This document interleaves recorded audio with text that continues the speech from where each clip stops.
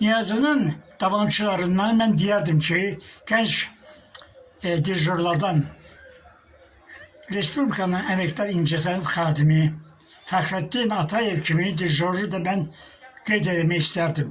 Onun dirijorluğunu mən dəfələrlə izləmişəm. Çox gözəl orkestri bilir, partituraları yaxşı bilir.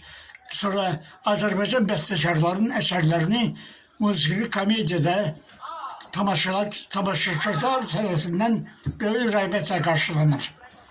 Mən fəxr edirəm ki, Fəxrəddin bəy mənim də əsərimi ilk ifaçısı olubdur. Baxmayaraq, mənim yazdığım, deməli, Böyük Vətən Müharibəsində Sovet İttifaqı qəhrəmanı Mehdi Hüseynzadə həsr olunmuş Uzaq Sahillərdə simfoni poemasını ilk dəfə 57-ci ildə Çingiz Hacıbeyev aparıb.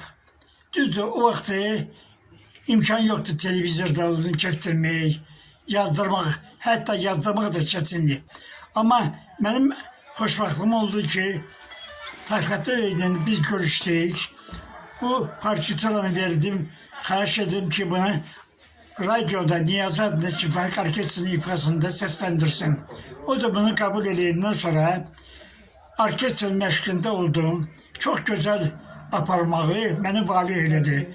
Orkestr aparmak her adamın işi değil. Orkestrdə esas aparıcı sesleri ayırmak. O da böyük ustalıq tələb edir. Bu da Fəxrəddin beydə var idi. O əsər linti yazıldı. Dəfələrlə deməli bu proqramlarda səslənir. Eyni zamanda da televiziyada da çəkilibdir. Mən ümidvaram ki, gələcəkdə də mən bir neçə əsərlərimin ilk ifaçısı Fəxrəddin bəy olsun. Fəxrəddin bəy Azərbaycan bəstəkarlarının operetalarını yüksək səviyyədə tamaşaçılara göstərir. Ona gələcəkdə uğurlar arzulayıram. O gün olsun ki, Azərbaycan dirijoru kimi nəinki Azərbaycanda, dünyanın birçok yerində də təmsil edirsin Azərbaycanı. Mən ümidvaram ki, o buna layiq olan dirijordur. Özdə dirijor iki cür olur. Bir olur ki, dirijor soruşanda ki, əsl dirijor hansı ola bilər?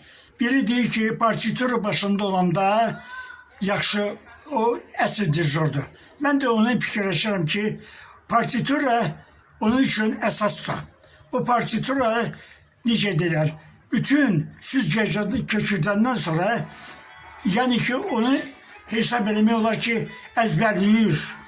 Əzbərliyi də orkestrdə çox gözəl də səsləndirir. Ümidvaram, gələcəkdə də bizim yaradıcılıq əlaqələrimiz geniş olacaq. Ona gələcəkdə uğurlar arzulayırım.